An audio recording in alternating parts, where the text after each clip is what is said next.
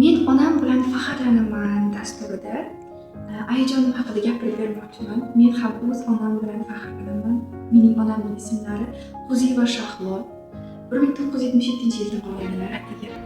Men hozir ayajonimni tabriklamoqchiman, chunki ayajonim mening qalbimdagi nima deydi, mening qalbimdagi ideal ayol, matonatli, irodali, sabrli, kuchli ayol hisoblanadi. Mening ayajonim juda boringiz uchun rahmat, boringizga shukr deyman. Ukamning va mening baxtimizga doim sog'. Sizni yaxshi ko'ramiz. Har bir istagimning chorasini topgan, menga tosh otganga jonini otgan, dard cheksam o'ltirib yonimda yotgan, bu mening onam, bu mening onam.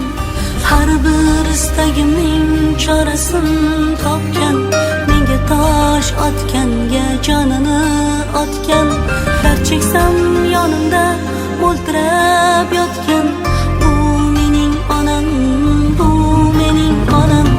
Qushtinsa tinmagan bedorim, bu shoh jonimga madorim, yaltizli lolali bahorim, bu mening onam, bu mening onam.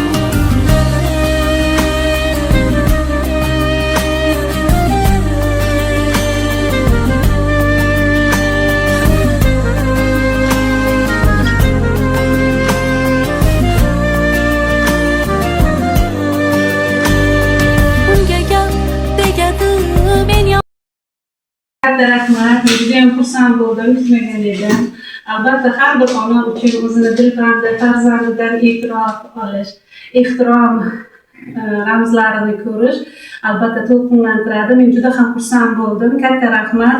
Ilohim mana shu ko'zimning nuri, qalbimning quvonchi qizim Lolaxonni ham kelajakda eng yaxshi ustozlardan, pedagoglardan bo'lishini tilayman. Ishlariga rivoj, oilasiga xotirjamlik, farzandlar, dilbandlar rohatini ko'rib yurishini chin dildan istayman. Rahmat, juda ham xursand bo'ldim.